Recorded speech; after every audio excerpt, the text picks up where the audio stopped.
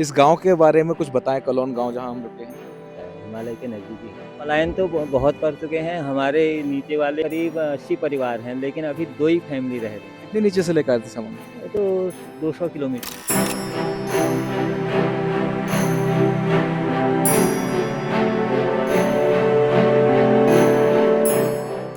Journalism with riding में आज हम पहुँचे हैं अल्मोड़ा से थोड़ा-सा ऊपर, कलोन गाँव के पास। अभी पहुँचे नहीं है, कलोन गाँव थोड़ा-सा ऊपर है। हमारे सामने आपका नाम? पुष्टिवर्धन उप्रेती। मुष्टिवर्धन पुष्टिवर्धन उप्रेती। पुष्टिवर्धन उप्रेती। तो साहब, हमने आपको भी देखा इससे ऊपर आते हुए। सबसे पहले तो हम आपसे ये पूछेंगे पहाड़ों की ज़िंदगी कितनी कठिन है? पहाड़ों की ज़िंदगी तो बहुत कठिन है, यहाँ बहुत मेहनत करनी पड़ती है।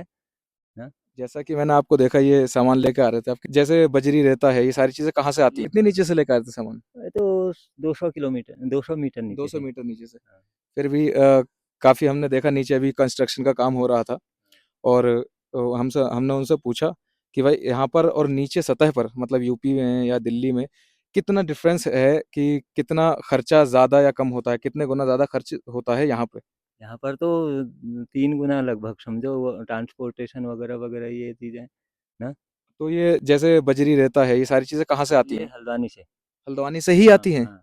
मतलब ऐसा नहीं है कि कहीं अल्मोड़ा में मिल जाएँ या कहीं तो मिल जाए कहीं? ना, ना अल्मोड़ा में नहीं मिलेगी कभी इधर पनार है, हुँ। वहाँ से थोड़ा बहुत और बेताल घाट है, वहाँ से रेता बजरी थोड़ी बहुत।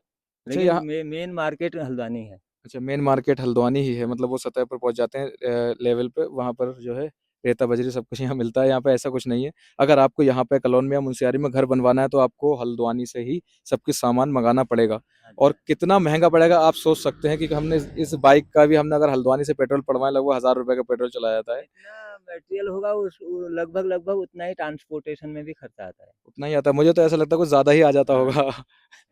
हाँ। खैर इस गाँव के बारे में कुछ बताएँ कलोन गाँव जहाँ हम रुके हैं? ये कलौन गाँव ये बिनसर के नज़दीक है, यहाँ से हिमालय भी दिखता है। हुँ, ऊपर धौलछिना कस्बा है जो एक ही कलर की मार्केट है, वहाँ पर विशेषता उसकी ये है। हुँ। वहाँ से हिमालय दिखता है, हिमालय के नज़दीक ही है।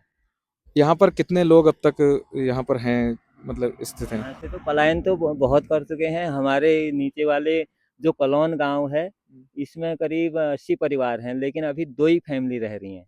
और ऊपर जो चेक कलौन है, उसमें आबादी लगभग ठीक-ठाक है, 400-500 लोग रहते हैं अभी।